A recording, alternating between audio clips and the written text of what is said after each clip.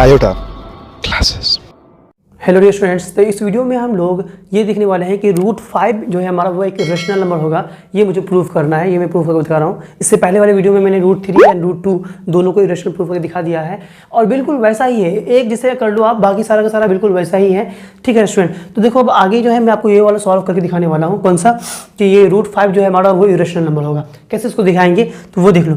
तो मैंने वो कहा था पहले भी कि इसको हम लोग जो है कॉन्ट्राडिक्शंस मेथड से बनाते हैं। पहले सपोज कर लेते हैं, फिर अपने सपोजिशन को ही रॉन्ग प्रूव करके दिखाते हैं। तो यहाँ लिखा है अपन ने कि इफ़ पॉसिबल लेट, अगर ऐसा पॉसिबल है तो हम लोग मान लेते हैं कि रूट 5 बी रेशनल नंबर। हम लोग मान लेते हैं कि रूट 5 रेशनल नंबर है which can be expressed as, जिसको हम लोग एक्सप्रेस कर सकते हैं ए बाय बी के फॉर्म में, where a and b are integers, जहाँ के ए एंड बी क्या है हमारा इंटीजर्स है। ओके, देन उसके बाद देख लो and b is not equal to 0, और हमारा b क्या है वो 0 नहीं होगा। b 0 हो जाएगा तो फिर तो वो नॉट डिफाइंड हो जाएगा ना, आंसर ही नहीं आएगा। तो फिर और क्या है देखो, तो a and b are also co prime number. a and b क्या है हमारा को प्राइम नंबर है। Co prime means that what, the HCF of two number is 1। किसी दो नंबर का HCF 1 आए, it is called co prime number. ये मैंने पहले ही बताया आपको। तो इसका जो HCF है हमारा a एंड b का वो 1 आ रहा है, इसके अलावा कुछ आ ही नहीं सकता है। तो यहाँ मैंने लिख दिया है कि which means HCF of a and b is 1। तो a एंड b का जो HCF है वो हमें वो 1 ही आ रहा है, इसके अलावा नहीं आएगा। ये बात ध्यान रखना, यही बहुत इंपॉर्टेंट है। तो अब क्या करेंगे कि देखो रूट 5 को मैंने माना था कि रेशनल, तो रूट 5 इज इक्वल टू मैंने लिख दिया a बाय b, इस फॉर्म में लिख दिया। अब क्या कर रहे हैं, स्क्वायर कर देते हैं दोनों साइड। तो ऑन स्क्वायरिंग बोथ साइड, अगर दोनों साइड स्क्वायर करते तो क्या हो जाएगा हमारा डियर स्टूडेंट, देखो तो ये हो जाएगा 5 हो जाएगा ना, रूट 5 का स्क्वायर होता है 5, then is equal to a by b, यानी कि a square by b square, ये हो जाएगा। ठीक है स्टूडेंट्स, अब इसको जब क्रॉस मल्टीप्लीकेशन करेंगे अपन तो क्या हो जाएगा कि ये b स्क्वायर उधर चला जाएगा, यानी कि this implies a square is equal to हमारा आ गया क्या कि 5b स्क्वायर। ठीक है, चलिए अब एक काम कीजिए स्टूडेंट, हम लोग क्या कर रहे हैं कि 5 को भेजते हैं इस पार। तो देखो तो क्या हो जाएगा b, इसको इक्वेशन 1 मान लो, ये काम आएगा हमारा। तो 5 को जब इधर भेजेंगे तो क्या हो जाएगा हमारा कि b square is equal to a square by 5।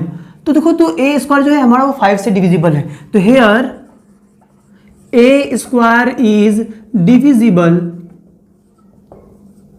Bye 5। तो यहां पर क्या हो रहा है कि a स्क्वायर जो है हमारा वो 5 से डिविजिबल है। तो दिस इंप्लाइज, ठीक है ना, इसीलिए a जो है हमारा a इज ऑल्सो डिविजिबल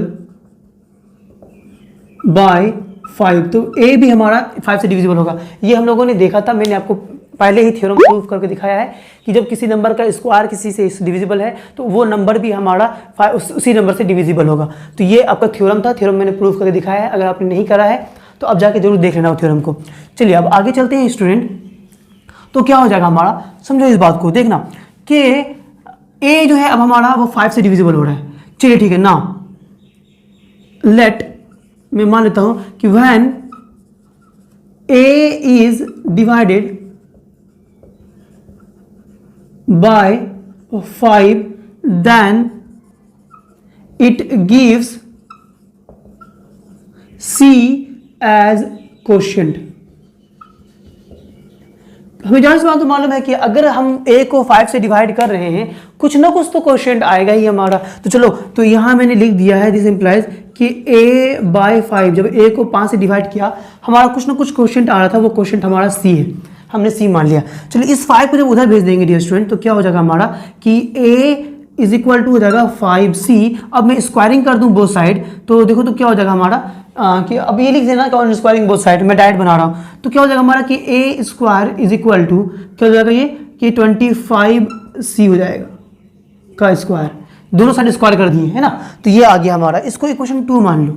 तो देखो तो अगर हम देखें तो 1 जो है हमारा ये भी 5 a स्क्वायर इक्वल टू इतना था और 2 भी हमारा a स्क्वायर इक्वल टू इतना आया है। तो चलिए अब क्या कर रहा हूँ मैं, देखना स्टूडेंट, यहाँ लिख रहा हूँ कि फ्रॉम 1 एंड 2, इक्वेशन 1 एंड 2 से क्या हो रहा है हमारा डियर स्टूडेंट, देखो तो 1 एंड 2 से हो रहा है हमारा कि ये 5b square is equal to हो जाएगा 25c स्क्वायर, है ना। तो 5 this implies 5b square is equal to हो जाएगा 25c स्क्वायर। चलिए, तो दिस इम्प्लाइज, देखो तो स्टूडेंट अब क्या हो जाएगा हमारा, ये 5 से इसको काटेंगे तो यहाँ 5 हो जाएगा, यानी कि b square is equal to 5c square. Okay, then अब क्या हो जाएगा कि जब ये 5 इधर आएगा तो c square is equal to क्या हो जाएगा हमारा, बी स्क्वायर बाई 5। तो इसका मतलब है कि बी स्क्वायर जो है वो 5 से डिविजिबल है, तो here b square is divisible by 5।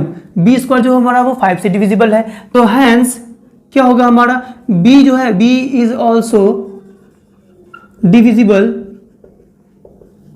Bye 5, तो b भी हमारा जो है वो 5 से डिविजिबल होगा। तो जब देखो तो अब आपका हमारा a, हम लोगों ने देखा कि a भी 5 से डिविजिबल है और b भी हमारा 5 से डिविजिबल है, तो हम लोगों ने माना था कि जो a एंड b जो है वो क्या है, हमारा को प्राइम नंबर है, इसका HCF ओनली 1 आएगा। बट अभी तो ये 5 से भी कट रहा है, तो इसका ऐसे 5 भी आएगा, तो 5 से भी हमारा दोनों का दोनों कट रहा है, तो इसका मतलब है कि जो हम लोगों ने सपोज किया था उसको ये कॉन्ट्राडिक्ट कर रहा है। तो बस यहाँ लिख दो उसके बाद कि 5 इज द कॉमन फैक्टर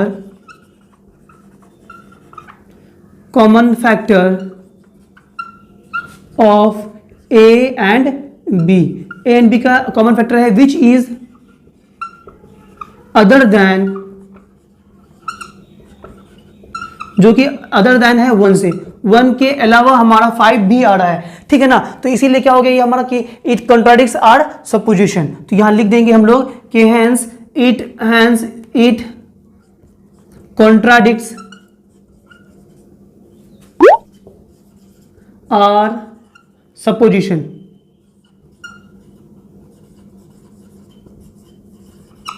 जो हम लोगों ने सपोज किया था उसको कॉन्ट्राडिक्ट कर रहा है, तो देयरफॉर क्या हो जाएगा हमारा कि √5 जो है हमारा, √5 क्या हो जाएगा, √5 इज एन इरेशनल